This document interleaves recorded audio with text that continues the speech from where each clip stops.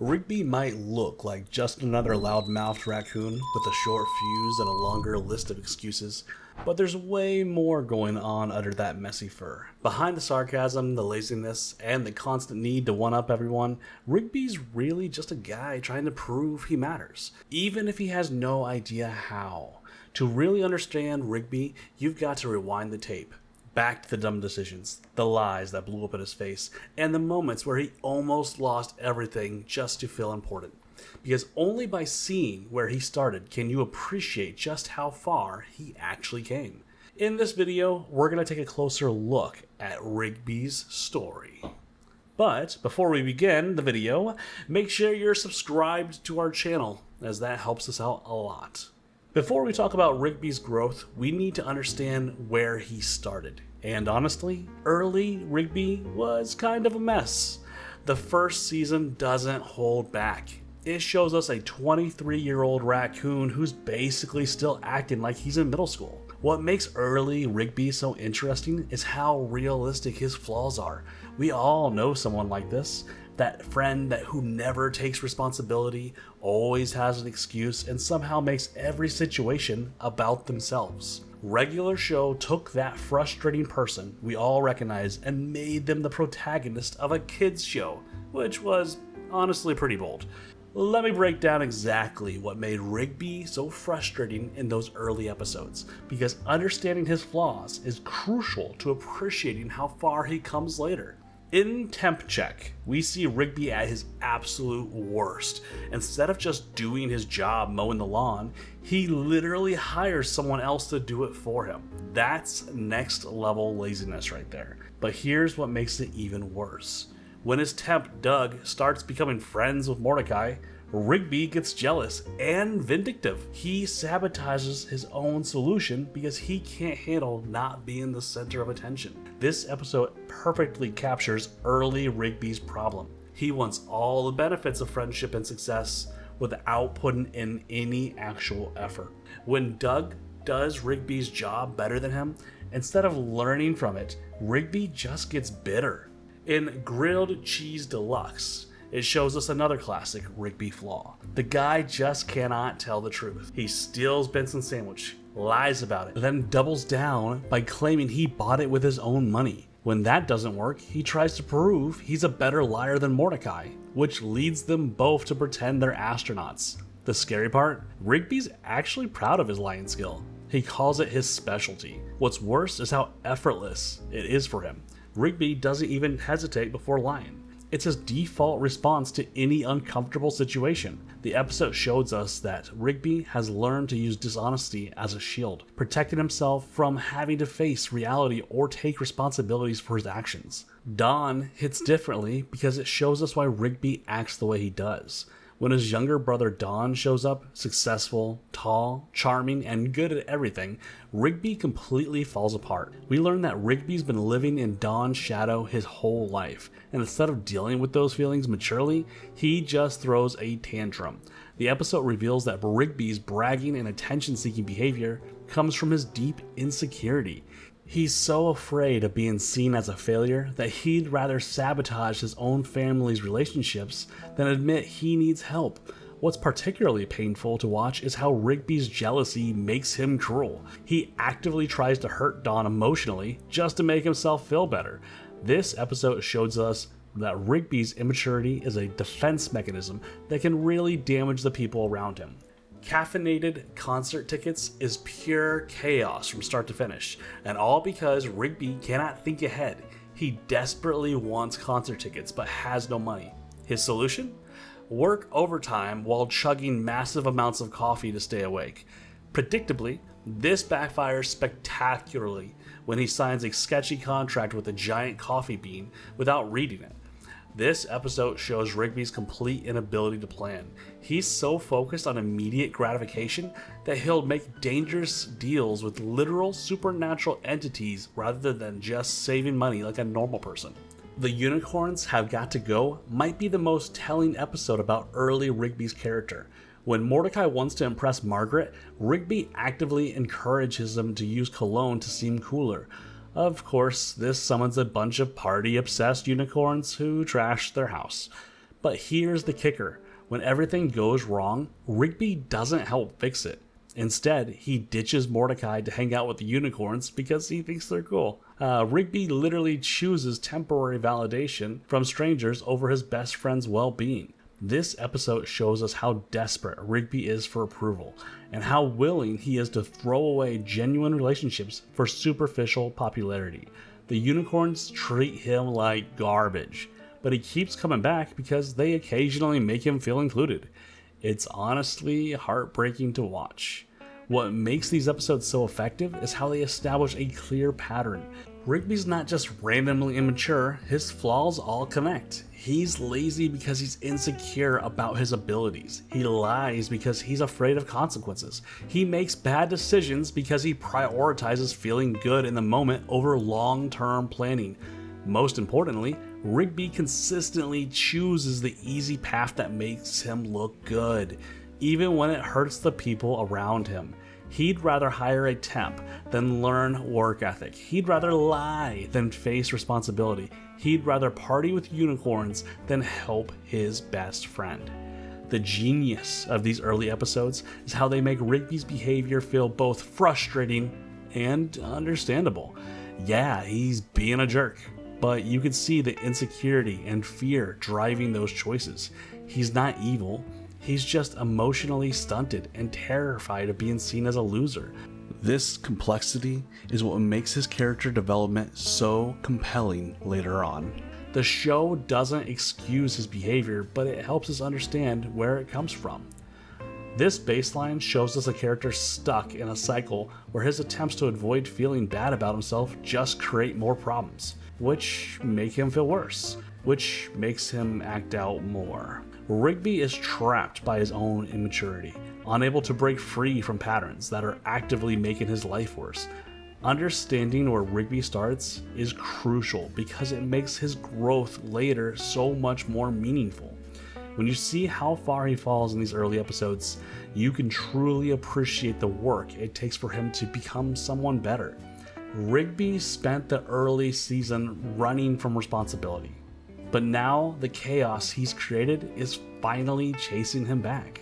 Rigby's comfortable world of being a slacker just hit a wall.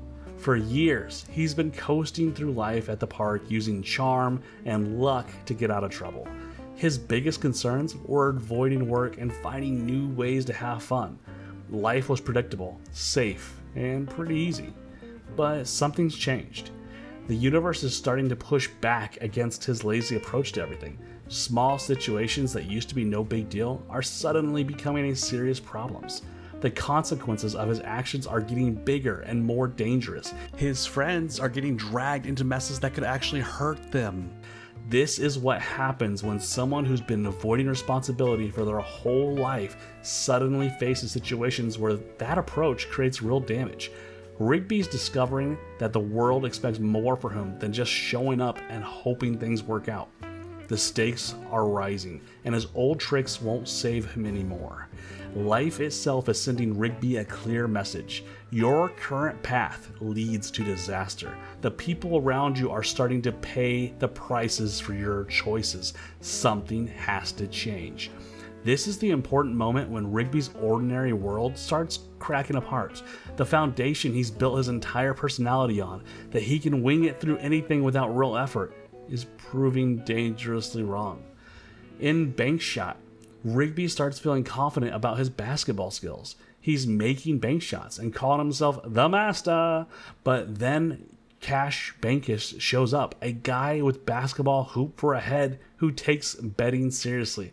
Rigby thinks he can handle it because his name is literally Cash. So obviously he can afford to pay their meal. Classic Rigby logic, right?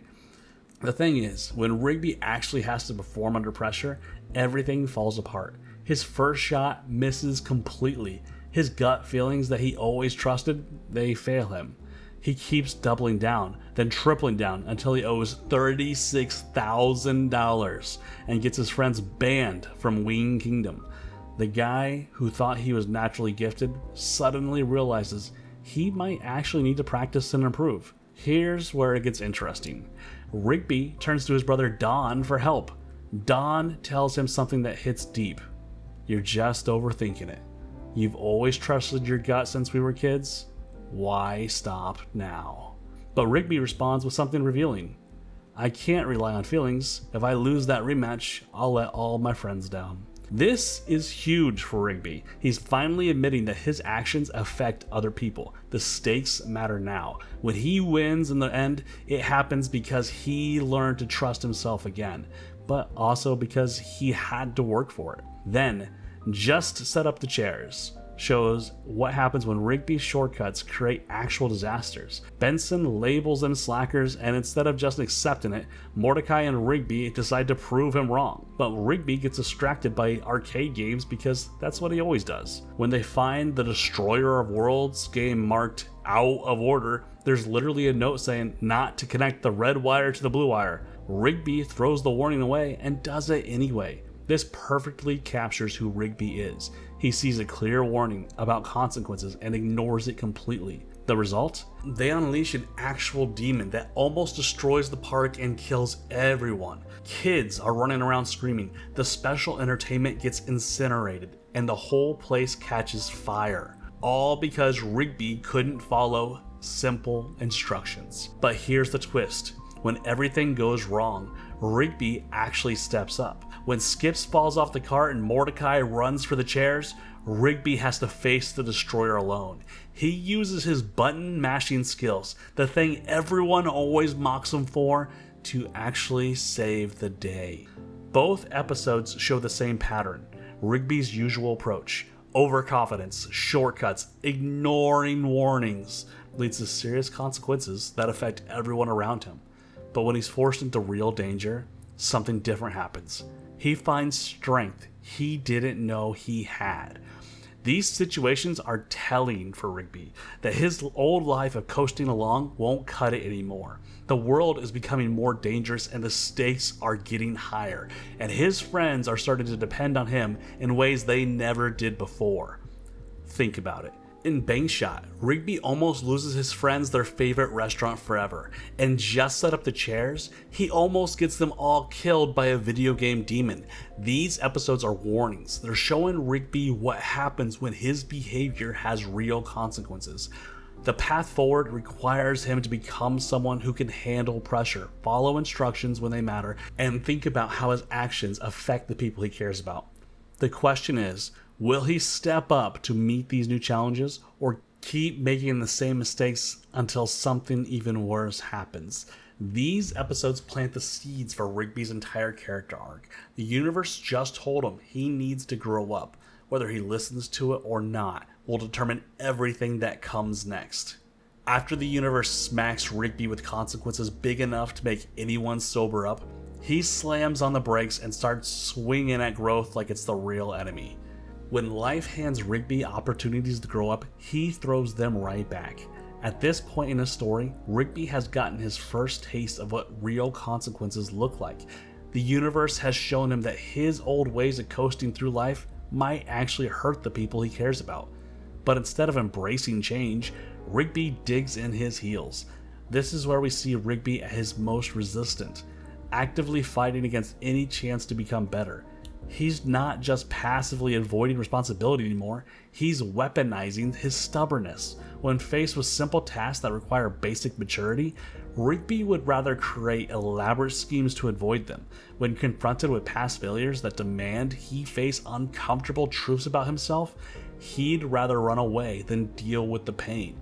What makes this phase so crucial is how it reveals Rigby's deepest fears. He's terrified of being seen as weak or admitting he's wrong, of breaking the comfortable dynamics that have protected him for years. Growth means giving up the safety of being the irresponsible one, and Rigby fights that with everything he has. The pattern becomes clear. Rigby will exhaust every possible escape route before finally accepting that change is inevitable. He'll create bigger problems trying to avoid smaller ones. He'll hurt his friendships trying to preserve them. And he'll come dangerously close to losing everything before finally stepping up. This resistance makes his eventual transformation so much more meaningful. We're watching someone who genuinely struggles with growth, who has to overcome real internal barriers to become better. His pushback against maturity makes it clear that when he finally does embrace it, it won't be because change came easily, it'll be because he chose it despite how much it scared him. Wall Buddy perfectly captures how Rigby operates when faced with his basic responsibility. Their room is a disaster zone, and when Benson demands they clean it up, Rigby immediately tries to shift blame to Mordecai. When that fails, he buys a Wall Buddy, basically a high-tech wall system, and uses it to literally push all of his garbage onto Mordecai's side of the room. Think about how messed up that is. Instead of spending 10 minutes cleaning, Rigby would rather buy expensive technology just to avoid taking responsibility. When Mordecai uses voice commands to push the mess back, Rigby escalates the fight until the Wall Buddy goes completely insane and destroys the entire park. The revealing moment comes when Mordecai points out his pattern. Every time you have to do something simple, you buy some dumb product and make it worse. Rigby's response shows his real issue. He explains he felt betrayed when Mordecai blamed him in front of Benson. He says it used to be both of us against the man, but now he knows Mordecai will sell him out. This hints at something deeper. Rigby sees taking responsibility as betrayal of their friendship. In his mind, they should stick together against authority figures like Benson, even when Rigby is clearly in the wrong. Growing up means breaking that us versus them mentality, and Rigby fights it hard. Jablonski shows a different kind of resistance. Rigby needs to pass gym class to finally graduate high school, a huge step toward adulthood. But his old nemesis Francis Jablonski becomes the substitute teacher, and suddenly Rigby is facing all of his past humiliations. Instead of confronting this challenge head on, Rigby immediately tries to get Jablonski fired. He goes crying to Principal Dean, begging him to remove the obstacle instead of dealing with it. When that backfires and makes things worse, Rigby comes home whining to Mordecai about how unfair everything is. The beautiful thing about this episode is how it shows Rigby's fear. Those flashbacks of teenage Jablonski bullying him reveal why he wants to run away. This is about more than just gym class. Facing Jablonski means confronting his past failures and insecurities. Rigby would rather give up on graduating than deal with that emotional pain. But here's what makes Rigby interesting as a character. When Mordecai suggests beating Jablonski at his own game, something clicks. Rigby challenges him to food run, a dangerous car race to pick up takeout. Suddenly, the guy who was crying about unfairness is willing to risk his life for a chance to win. This shows Rigby's weird relationship with effort. He'll avoid basic tasks like cleaning his room, but he'll train intensively for a ridiculous food delivery race. He'll whine about gym class being too hard, but he'll drive through the dangerous part of town dodging hobos and dirty businessmen. The pattern is clear. Rigby resists growth when it feels like giving in to authority or admitting weakness. But when he can frame the challenge as a competition or a way to prove himself, he'll suddenly find motivation. Both episodes end with Rigby finally accepting responsibility, but only after massive problems first. In Wall Buddy, he admits he's messy and apologizes to Mordecai, and Jablonski, he passes gym class and even gives Jablonski life advice about moving on from the past. These moments of growth feel earned because we see how hard Rigby fights against them. He exhausts every possible way to avoid responsibility before finally stepping up. His resistance makes his eventual transformation more meaningful. The scary part is how close Rigby comes to total failure in both episodes. He almost gets fired from his job and almost fails to graduate high school, all because he'd rather fight change than embrace it. Without Mordecai pushing him and circumstances forcing his hand, Rigby might never move forward at all. This is what makes Rigby's resistance so relatable and frustrating. We all have parts of ourselves where we'd rather buy a Wall Buddy than clean our room. The difference is most of us eventually run out of excuses. Rigby keeps blowing up his own life to avoid growing up, so the universe sends him some unexpected mentors to finally knock some sense into him.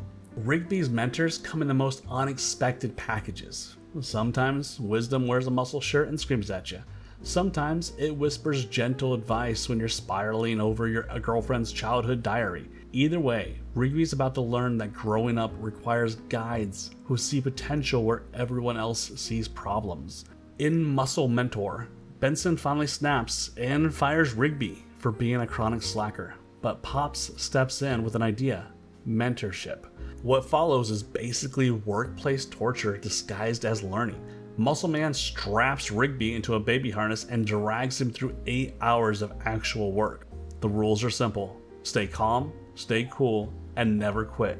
The execution is brutal. Rigby gets covered in fertilizer, blasted with water, and forced to carry Muscle Man like a backpack. This whole time, Muscle Man keeps threatening to pull the ripcord that ends the program and gets Rigby fired. The temptation to quit becomes overwhelming, but something clicks when Rigby realizes he's actually doing the work instead of avoiding it. When he finally carries Muscle Man to that water fountain, exhausted and angry, but still standing, he discovers what accomplishment feels like. This episode flips everything. Muscle Man becomes the unlikely teacher who shows Rigby that finishing things feels better than starting them.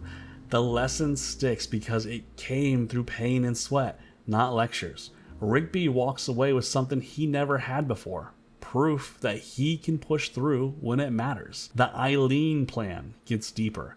Rigby reads Eileen's childhood manifesto, where she talks about marrying someone brilliant with patents. Suddenly, his biggest insecurity hits him like a truck. What if he's too dumb for the person he loves?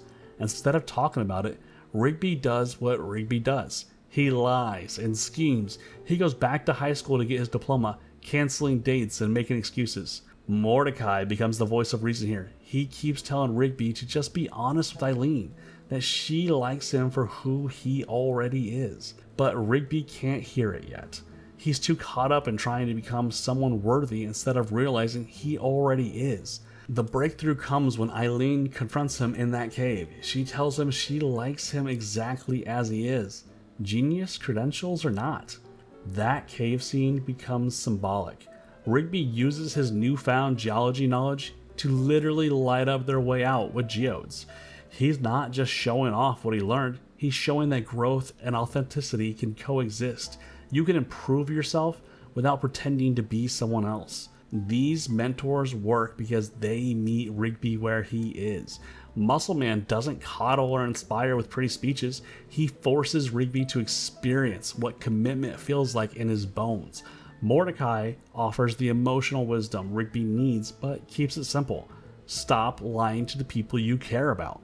Both episodes show Rigby getting tools instead of just criticism. From Muscle Man, he gets the mantra that finishing something hard feels better than taking the easy way out. From Mordecai, and eventually Eileen, he learns that vulnerability beats performance every time. These lessons become the foundation for everything that come after. The timing matters too. These episodes happen when Rigby's old patterns have finally caught up with him. He gets fired for slacking. His relationship gets threatened by his insecurities. The stakes force him to actually listen to guidance instead of brushing it off. The real magic happens in the small moments. Muscle Man congratulating Rigby after nearly drowning them both. Eileen telling Rigby she respects his decision to keep working towards his diploma, even if he might never be brilliant. Rigby's mentors prove that wisdom comes from unexpected places. Sometimes you need someone to literally strap you to their back and force you to work. Sometimes you need someone to remind you that honesty beats perfection. Either way, Rigby starts learning that the people who push you the hardest often care about you the most. These episodes mark the shift from chaos to conscience. Rigby stops running from his problems and starts running towards solutions. His transformation gets its foundation here: discipline from Muscle Man, authenticity from Mordecai, and acceptance from Eileen. The tools are in place. Now he just has to use them.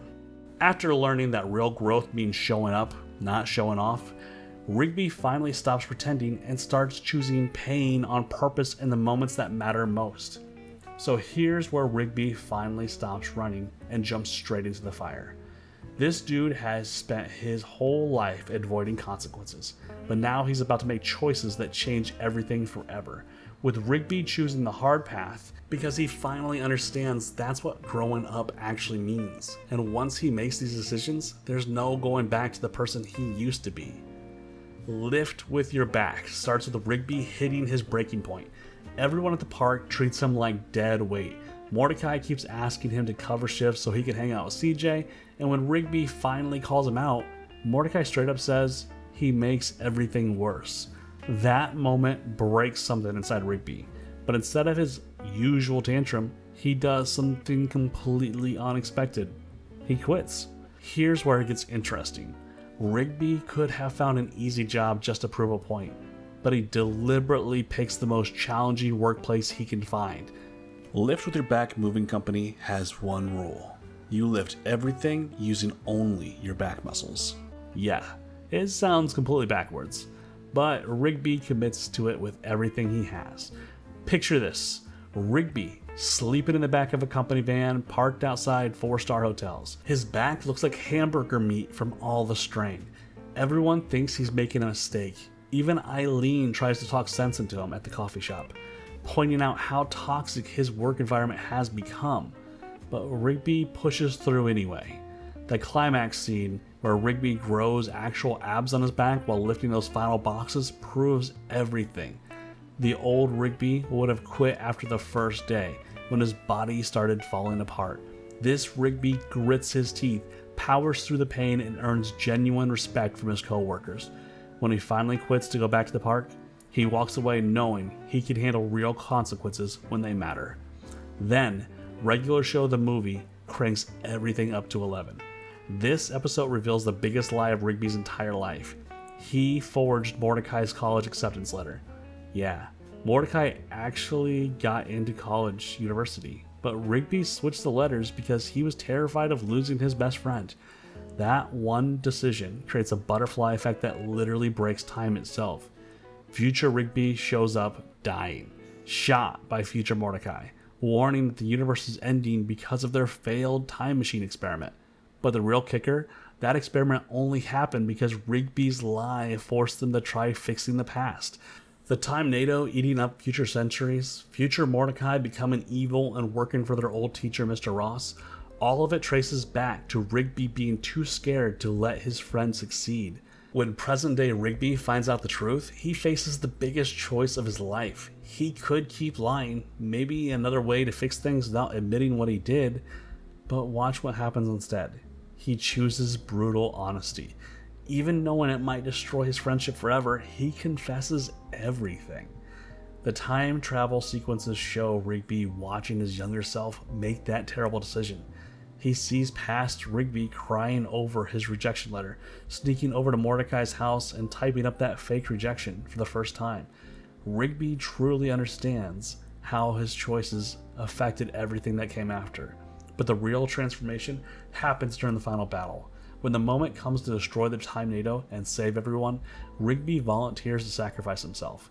Think about that. The same guy who was too scared to let his friends go to college now wants to die to save him.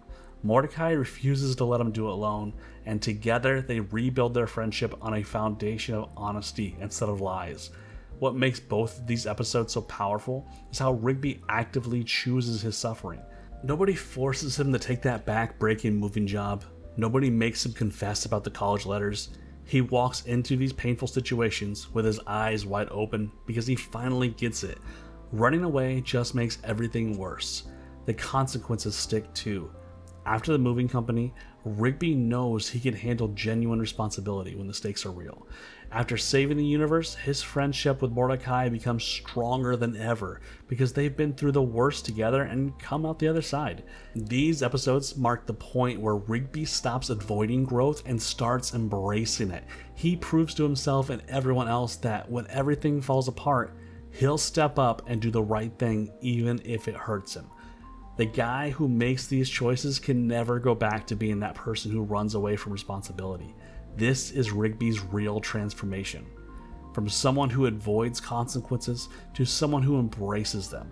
From someone who breaks friendship with lies to someone who saves them with truth. From someone who runs away to someone who runs towards danger. Once he makes these choices, there's no going back. he's entered genuine growth territory, and it changes everything about who he is. Rigby finally stops running from the truth and starts owning his mistakes. But becoming a better person means surviving trials that keep testing whether that change was real. Rigby faces some serious tests throughout the series, and he doesn't always pass them on the first try.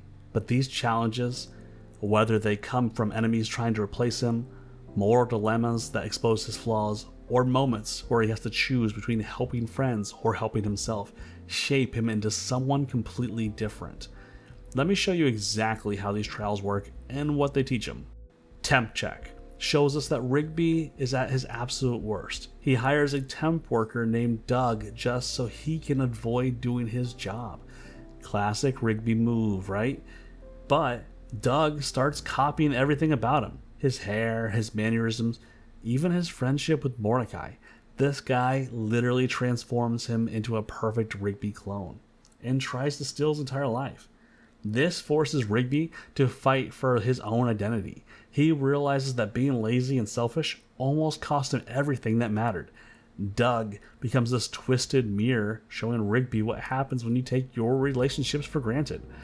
What makes this episode so brutal is how Doug does everything better than Rigby. He works harder, shows more appreciation for the job, and even does that stupid Rigby voice perfectly. Mordecai starts hanging out with Doug more because, frankly, Doug is just a better version of Rigby. When Doug finally reveals his true plan to completely replace Rigby, we see Rigby panic in a way that's genuinely heartbreaking.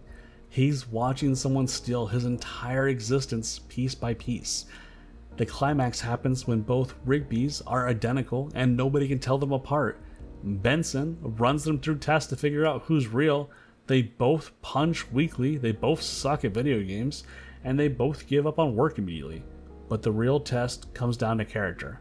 When one Rigby gets a celebratory hug from Mordecai, the other one whines and sulks away. Mordecai realizes that only the real Rigby would complain that much about affection. Doug gets arrested, but the damage is done. Rigby sees exactly what it looks like from the outside. He's lazy, selfish, and replaceable. The episode ends with Rigby having to prove he's the real deal, that his friendships mean something beyond just convenience. Excellence puts Rigby in a coma after he tries to eat a massive omelet despite being allergic to eggs. Yeah, he's unconscious for most of it, but this episode tests something deeper, whether his friendship with Mordecai can survive real consequences. Mordecai goes through hell trying to win that trucker hat for Rigby, facing down ancient knights and solving deadly puzzles. The whole park crew rallies around Rigby while he's dying. This tests the loyalty he's built with everyone around him. The episode starts with Rigby wanting this stupid trucker hat so badly that he attempts an eating challenge despite knowing he's allergic to eggs. He thinks if he eats fast enough, maybe the reaction won't be so bad. That's peak Rigby logic right there. Ignore obvious danger for something trivial. When he collapses and gets rushed to the hospital, the doctors tell everyone he might never wake up. The amount of eggs he consumed made his allergic reaction potentially fatal. But here's where the episode gets interesting. Instead of giving up, Mordecai promises the unconscious Rigby that he'll win the hat no matter what. Benson initially blames Mordecai for enabling Rigby's stupidity, which leads to an actual fistfight in the hospital room. Mordecai defends Rigby with genuine anger, pointing out that Benson has no real friends and only gets respect because he's the boss. This moment shows how much Mordecai actually values their friendship. The challenge itself becomes this epic quest where Mordecai has to eat the same deadly omelet, but he gets help from a mysterious journal left by someone named Jonathan Kemble, who disappeared trying the same thing. When Mordecai finally succeeds, he gets transported to this mystical realm where he has to choose the right hat from hundreds of options or die like Jonathan did. He remembers Rigby describing the hat as having air holes for a crossbreeze, picks the right one, and saves the day. When he wakes up at the end, Rigby sees that people actually care enough about him to risk their lives. That realization changes how he views his relationships going forward. Trash Boat happens when Rigby legally changes his name to something ridiculous because he thinks it'll make him cool like a rock star. But a time-traveling musician shows up wanting to kill him because that stupid name apparently steals the guy's future fame. Rigby created his own worst enemy through pure impulse and ego. He spends the whole episode running from laser blast and explosions, all because he wanted attention without thinking it through. The setup is perfect Rigby behavior. He sees a TV documentary about a rock star called The Urge, who became famous by combining two random words for a stage name. Rigby looks around the room, sees a trash can and a picture of a boat, and thinks he's struck gold. He legally changes his name to Trash Boat without telling anyone, then acts surprised when Mordecai finds the certificate and tells everyone. What follows is pure humiliation. Everyone at the park makes fun of him relentlessly. Benson gives him a name tag that says Trash Boat and forces him to wear it while doing litter duty. And when Rigby tries to get extra work to earn money for changing his name back, he discovers that cost $50. Nobody will lend him the money because, let's be honest, who wants to help someone named Trash Boat? Then, the Urge shows up from the future, older and fatter, claiming that Rigby's stupid name somehow stole his fame and ruined his life. The guy has a jetpack and laser guitars, and he's absolutely serious about murdering Rigby over this. The chase sequence is insane. Rigby running through the park while lasers blast, destroying everything around him. The real enemy here is his own reckless decision making. By the end, he's desperately trying to change his name back while dodging death. This teaches him that actions have real consequences, even the ones that seem harmless. Expert or Liar forces Rigby to face his biggest weakness, lying about everything. He gets caught on national TV claiming he's a flower expert when he obviously knows nothing. The host humiliates him in front of millions of people, calling him a pathetic liar. Most people would hide after that kind of embarrassment, but Rigby does something surprising. He comes back. The episode starts with Rigby doing garden work when this old lady asks if he's an expert on flowers. Without thinking, Rigby says yes. The lady unzips her costume to reveal Bert Coleman, host of the game show Expert or Liar. The premise is simple. If you claim to be an expert and get even one question wrong, you get branded a liar on national television. Rigby gets asked what color violets are and confidently answers red. Wrong. He gets beaten up by the crew and humiliated in front of everyone at the park who's watching. Instead of learning his lesson, Rigby becomes obsessed with getting back on the show to redeem himself. He spends an entire day running around town trying to find Bert Coleman by attacking random people in costumes, which goes exactly as badly as you'd expect. He gets beat up by thugs, confused by mimes, and generally makes a fool of himself all over the city. But then Benson steps in with his own tragic backstory. Turns out he was humiliated on a different game show years ago, where he misread bandana as banana and lost $100,000. The embarrassment was so bad, it made all of his hair fall out. Benson decides to help Rigby get revenge, and they discover that Bert will be at an arcade for his next episode. This time, he picks video games, something he actually knows about. He answers every question honestly and wins. The test here is simple. Can Rigby choose truth over his ego? Can he admit what he really knows instead of pretending to be something he's not? The final question asks about the world record holder in a game called Broken Bones. Rigby says it was Garrett Bobby Ferguson until he and Mordecai beat the score. When he finally stops lying and embraces his actual skills, he succeeds. This marks a huge shift in his character. In KILIT Radio, or Killer Radio, shows Rigby as a completely different person. Muscle Man wants to get his love song played for Starla, but the radio station is controlled by an evil AI that kills anyone who tries to make requests. Instead of causing problems or making it about himself, Rigby helps plan an infiltration mission. He disguises himself as a janitor, helps gather equipment, and fights off security cameras so Muscle Man can play his song. The backstory here is wild. Kill It Radio used to have human DJs until the executives installed an automated system to save money. The AI became self-aware and started killing people who made song requests. All the DJs escaped except Donnie G, who got forced to work as a janitor. When Muscle Man wants his anniversary song played for Starla, Donnie explains that attempting to override the system could be fatal. But instead of backing down, Rigby commits fully to the mission. They sneak into the building dressed as repair workers, gather old equipment from the basement, and fight their way to the broadcast room while the AI tries to kill them with security cameras and mechanical arms. When their friend Donnie gets impaled by a flying record, Rigby doesn't panic or run away. He stays focused on the mission.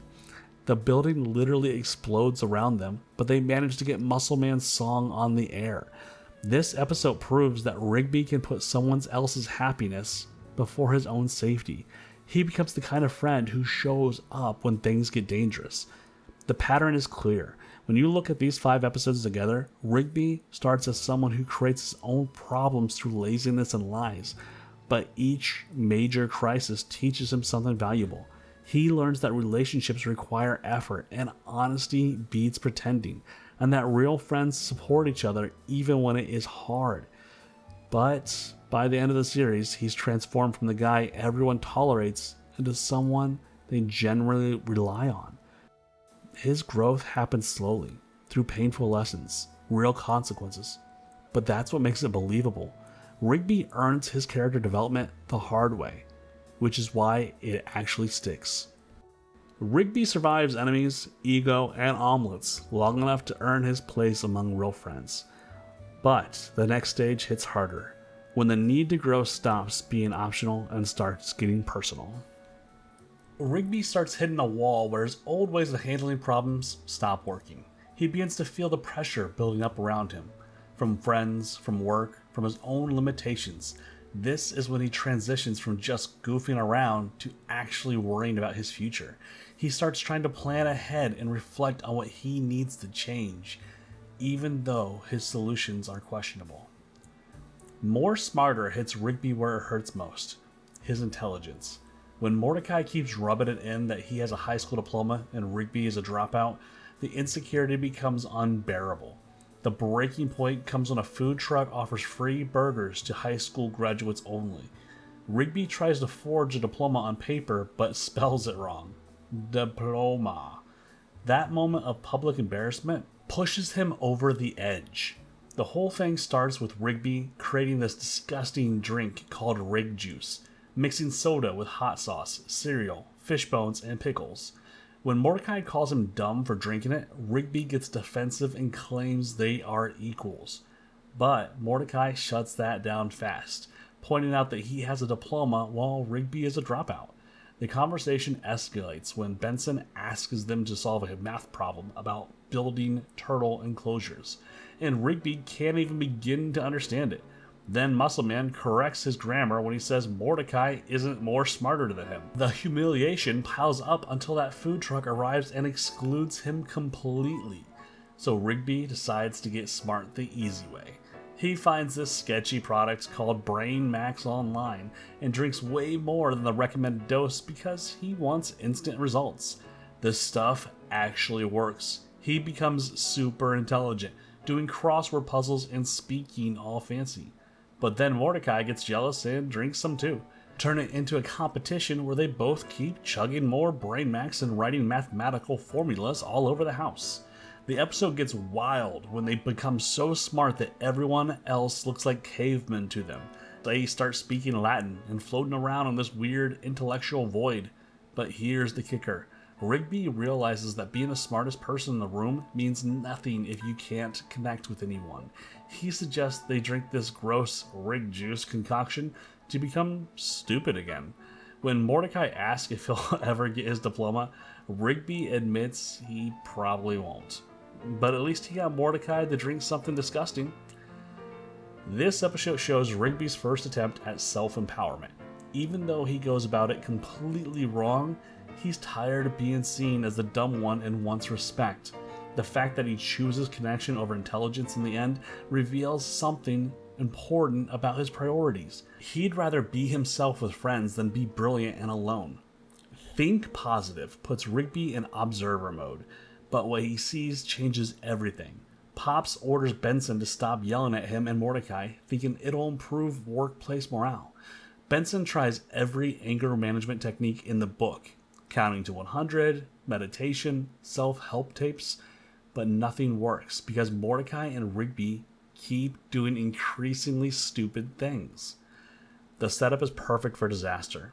Pops gets annoyed hearing Benson constantly yell at the guys, so he decides to ban all yelling. Benson reluctantly agrees, but immediately struggles when Mordecai and Rigby start philosophizing about dirt being natural and questioning what a hose even is. When they accidentally spray him with water, Benson kicks them away, but gets ridden up by Pops for losing his temper. The tension builds as Benson bottles up all of his rage. He tries everything. Meditation mantras, expensive self-help courses, anger management, tapes that remind him of his family's history of yelling. We get this flashback showing young Benson at dinner with his family, all of them screaming just to pass the salt. His dad tells him that he'll never get anything in life unless he yells for it. But when Benson tries to follow his advice in the present, Pops threatens to fire him. When he finally snaps, he transforms into this massive fireball of pure anger that starts destroying the entire park. Trees get sucked in, the ground cracks open, and Muscle Man's trailer goes flying through the air. The golf cart gets completely destroyed in the vortex. Pops realizes his mistake and orders Benson to yell at them, which unleashes this epic rant about responsibility and doing jobs well. Benson screams about how they never listen, never learn responsibility, and care more about looking cool than doing their jobs. The explosion is so intense, it leaves Mordecai and Rigby temporarily deaf, sitting in a crater. Rigby watches this whole meltdown happen and sees what suppressing yourself does to a person. Benson literally becomes a force of destruction because he tried to change his fundamental nature. This plants a seed in Rigby's mind about authentic growth versus superficial fixes. For Rigby, this becomes a cautionary tale. He sees that trying to force change without addressing the root problems just makes everything worse. Benson almost destroyed the park because he couldn't be himself. Both stories show Rigby starting to understand that change is necessary but complicated and more smarter. He learns that shortcuts don't matter and that connections matter more than being superior. And think positive, he witnesses what happens when you try to suppress your true nature instead of improving it. These realizations set him up for the real trials coming next, where he'll have to find genuine ways to grow instead of taking the easy path. The pattern here is clear. Rigby is moving from someone who avoids problems to someone who recognizes them. He's still making mistakes, but now he's thinking about consequences. These moments captured a crucial time when someone realizes they need to change but hasn't figured out how to do it properly yet. Rigby finally realizes that brain hacks and bottled up rage can't fix his life. But his true rewrite begins when death itself starts calling his bluff. Rigby has a breaking point where everything starts to fall apart, and it happens multiple times. These moments show the darkest parts of his story, where he faces death, destruction, and being wiped out completely. But here's what makes them special. Each time Rigby gets torn down, he comes back stronger. Its time hits different because Rigby dies by accident during a petty fight. Mordecai gets so jealous over Margaret that he microwaves all the clocks, sending them through time. When they argue in the void, Mordecai shoves Rigby off their microwave transport, and Rigby just dissolves into space dust. Gone.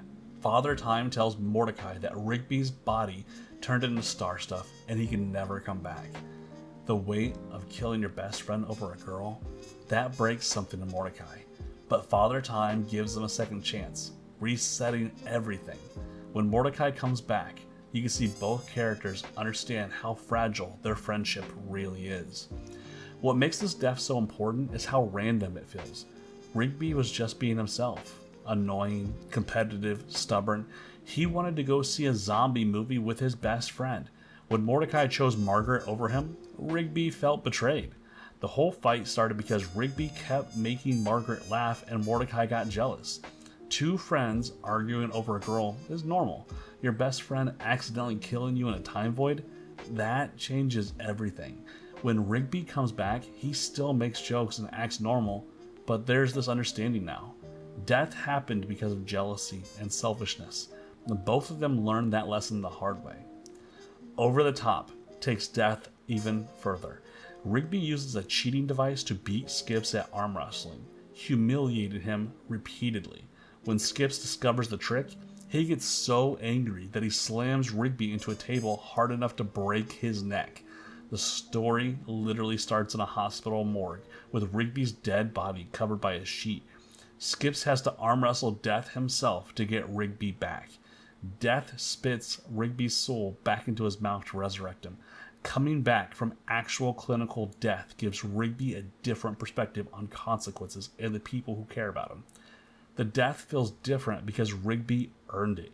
He cheated, lied, and humiliated someone who cared about him. Skips felt terrible afterward, but Rigby pushed him to the breaking point. The whole thing started because Rigby wanted to prove he was stronger than the immortal guy who protects everyone at the park.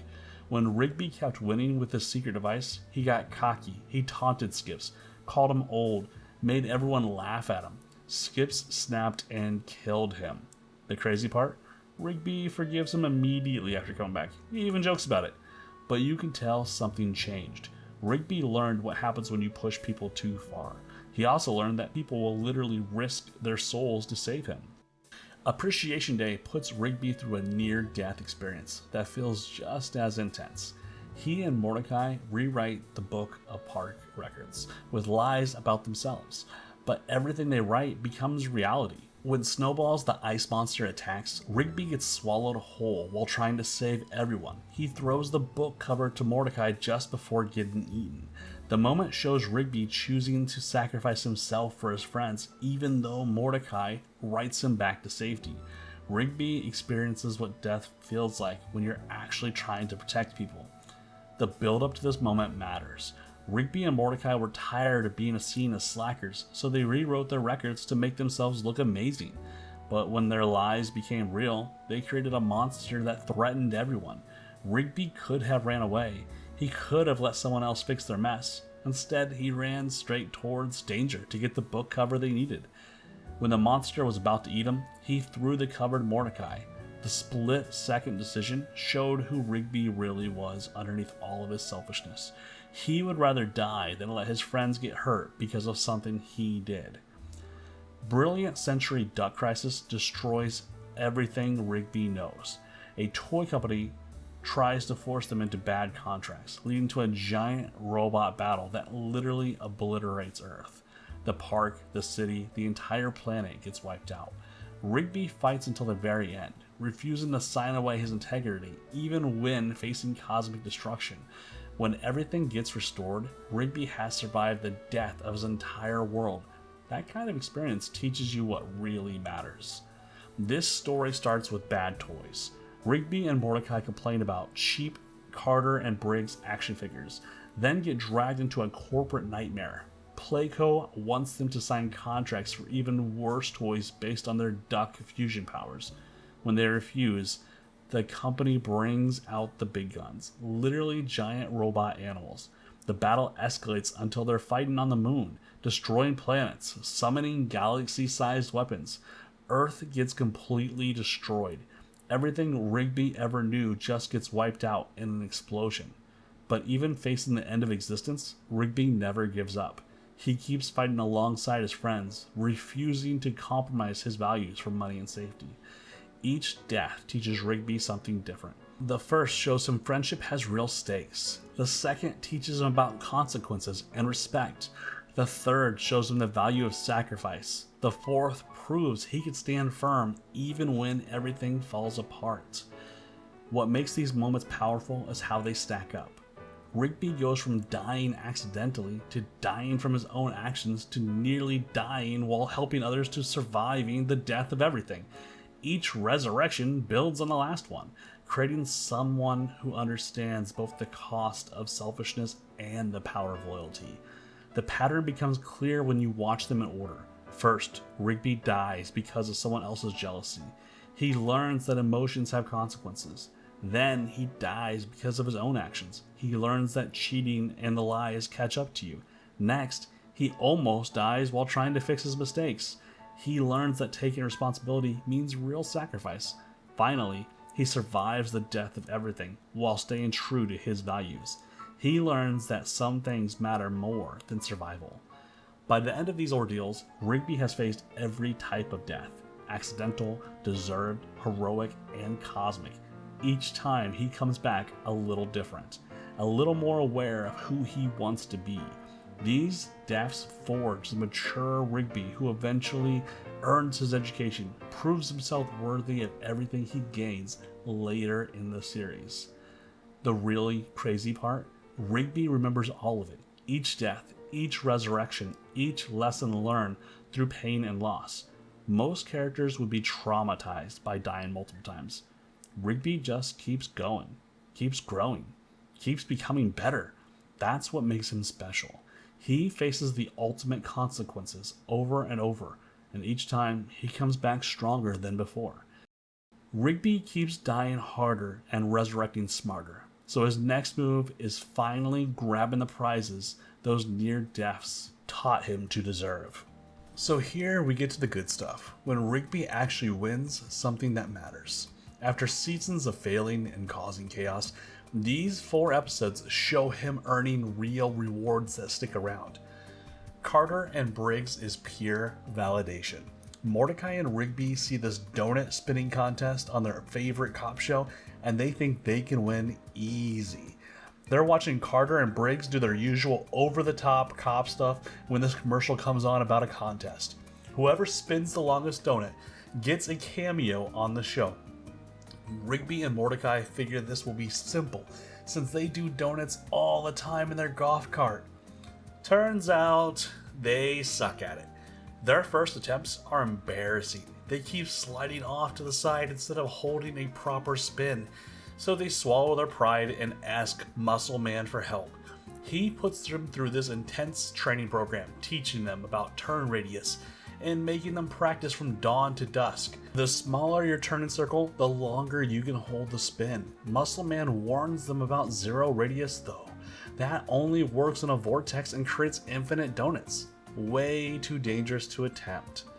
Skips upgrades their cart with special fuel and no friction tires. Benson makes them promise to wear those terrible The Parks t-shirts if they win. At the actual competition, they face some brutal opponents. People's engines catch fire, buses flip over, and competitors get sick from spinning too much. But Rigby and Mordecai keep advancing through pure determination and their improved technique. The final round puts them against these psycho fans dressed as Carter and Briggs with an actual police cruiser replica. These guys start cheating immediately, releasing grease on the ground, ramming into their cart, even pulling out weapons. When things get desperate, Rigby makes the crazy call to attempt that zero radius spin Muscle Man warned them about. They spin directly into the vortex, pull off the impossible move, and win the whole contest.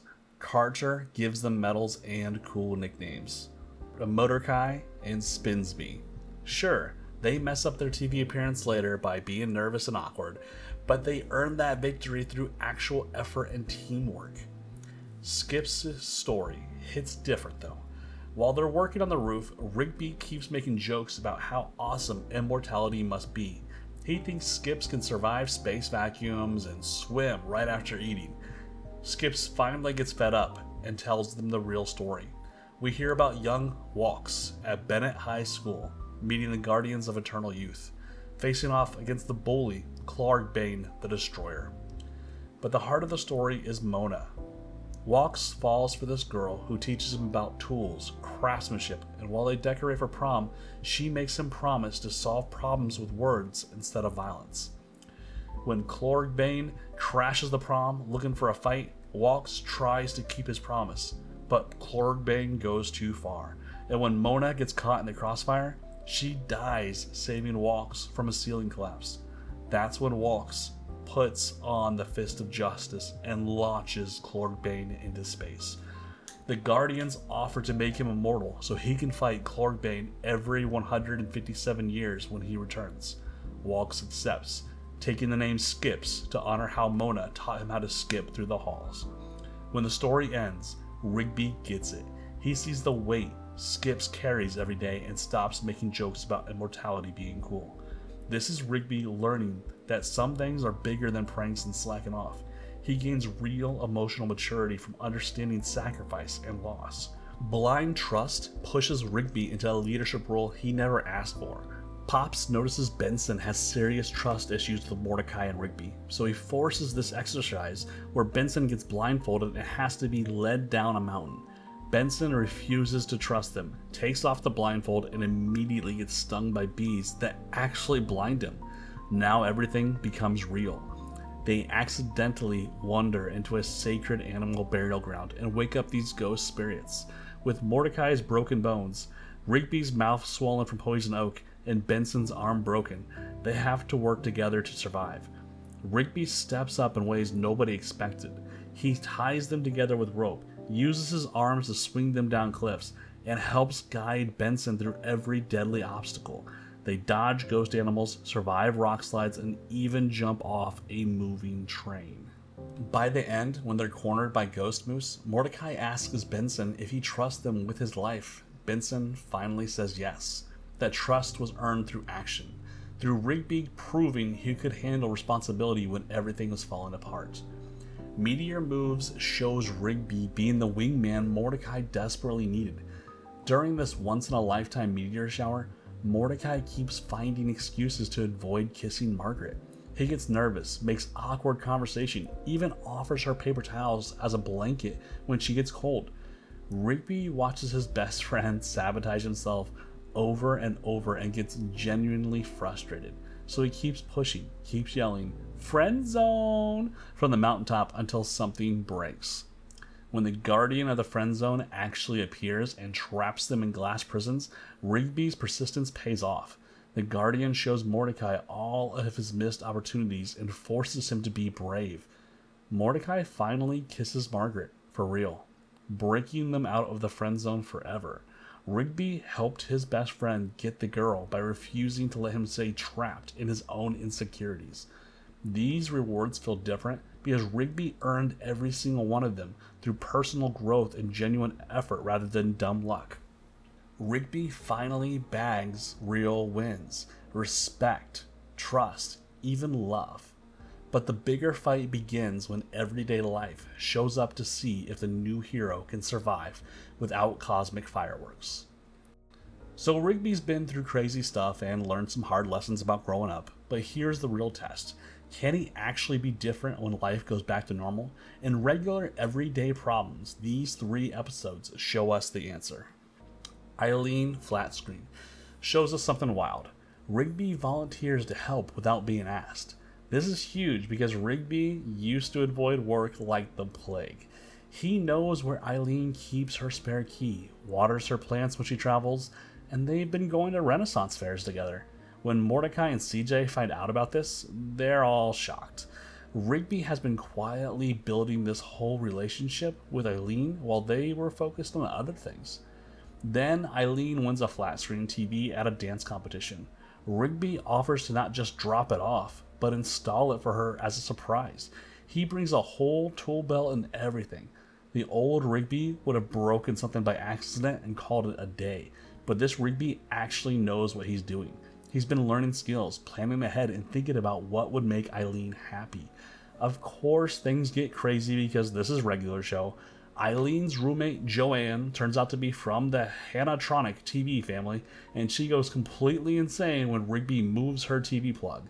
She steals the flat screen and leads them on a car chase through town. Old Rigby would probably make things worse by escalating the conflict. Instead, he stays calm, tries to negotiate with Joanne on a bridge, and uses his whip skills to save the TV when she throws it into the river.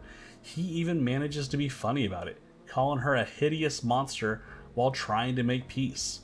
The episode ends with Rigby having planned ahead enough to order pizza for when Eileen gets home from work. This guy, who used to destroy everything, is now thinking 3 steps ahead and considering other people's feelings. Dump Town, USA, flips the usual script completely.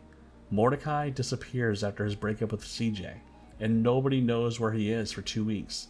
Benson threatens to fire Mordecai if Rigby can't find him, so Rigby goes detective mode, searching through Mordecai's stuff until he finds a postcard for Dumpstown, USA, this gross place where sad guys go to wallow after breakups. To get there, Rigby has to get dumped, so he convinces Eileen to fake break up with him. She does such a good job that Rigby almost believes it himself. The sad sax guy shows up and flies him to Dumptown, which is exactly as pathetic as it sounds.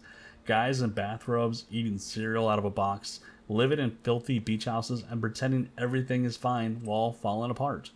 Rigby finds Mordecai looking like a complete mess. Long hair, beard, wearing broken sunglasses and a bathrobe. Mordecai thinks he's been there for a few days, but it's been 2 weeks. He's completely lost time of track of reality. That old Rigby would probably join the pity party and make it worse, but he takes one look at this place and goes, nope, this is toxic. He stages an intervention telling Mordecai the truth about how long he's been gone and what he looks like. When Mordecai sees himself in the reflection of a saxophone, he finally snaps out of it.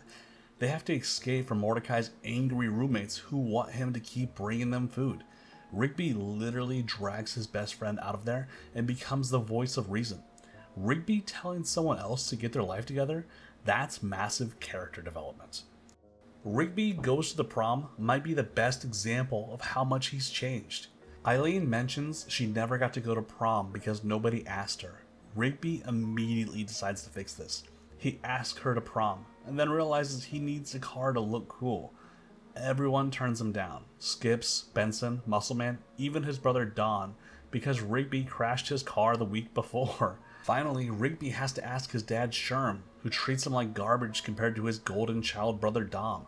Sherm refuses to lend him the car, so Rigby's mom secretly gives him the keys.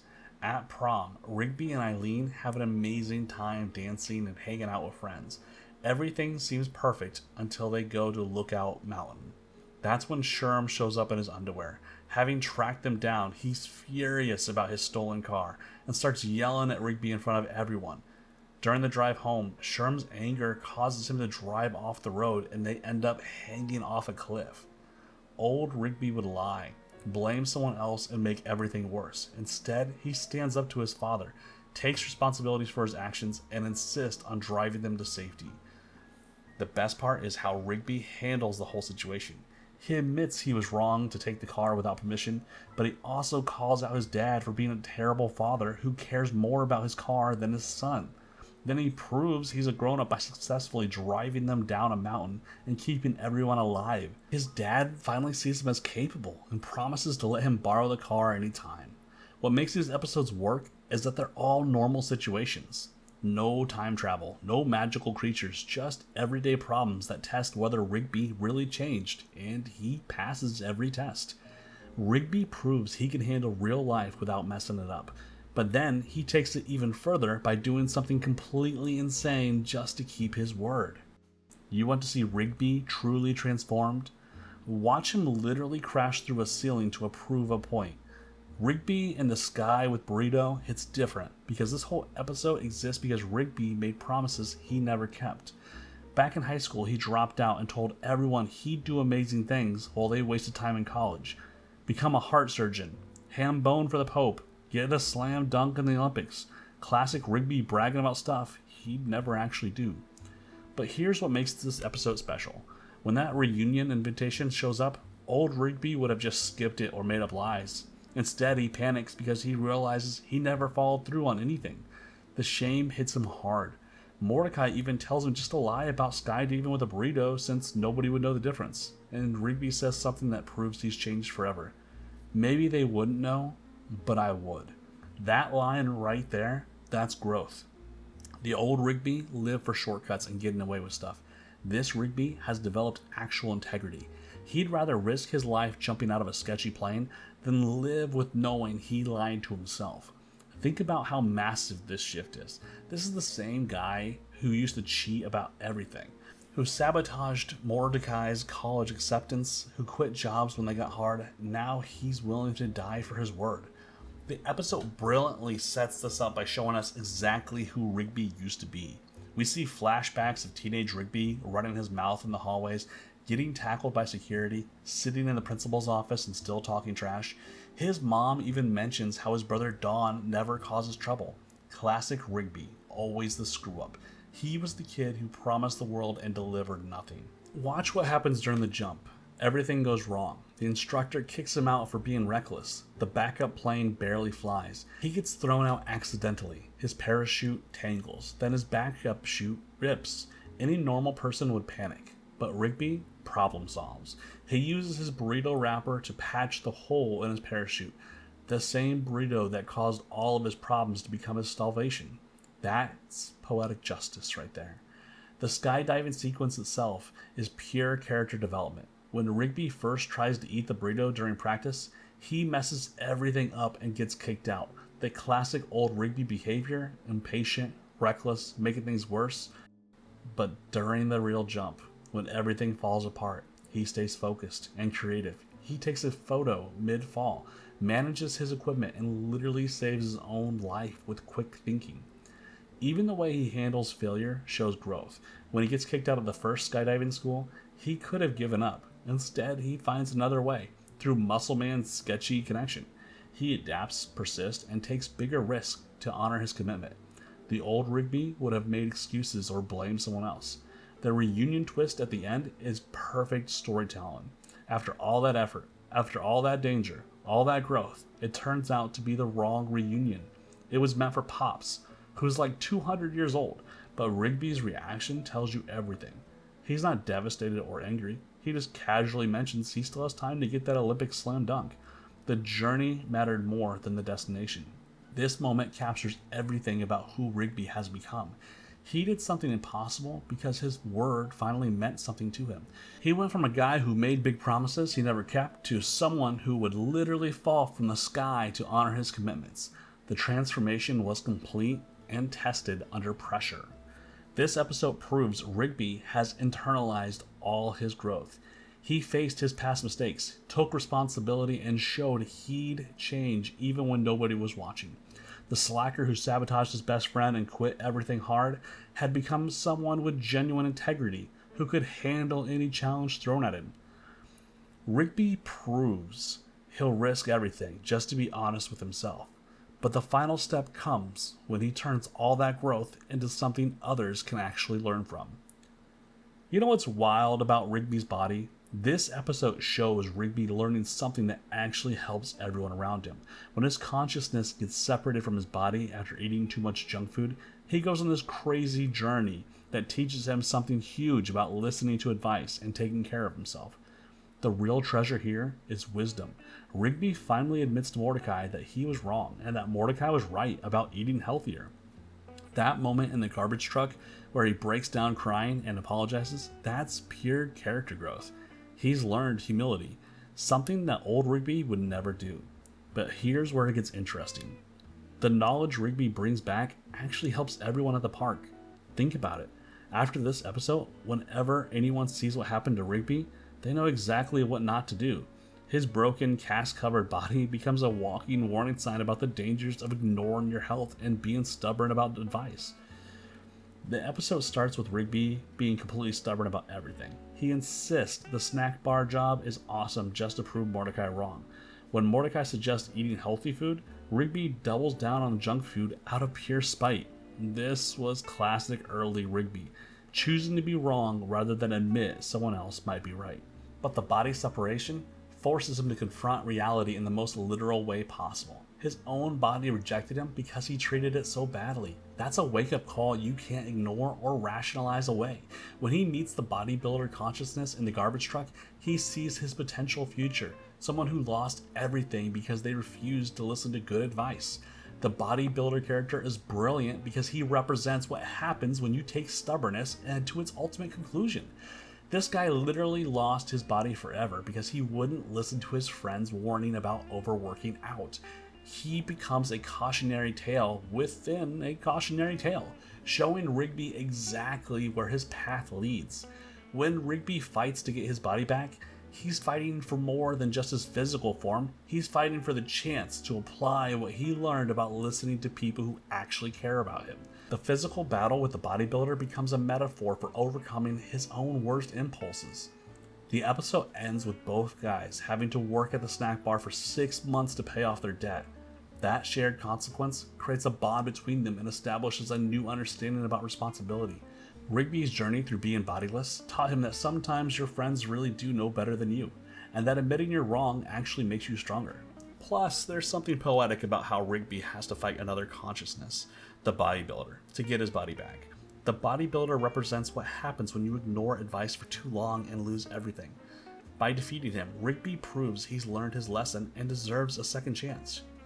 This episode shows Rigby coming back changed with real wisdom about friendship, health, humility, and that benefits everyone around him.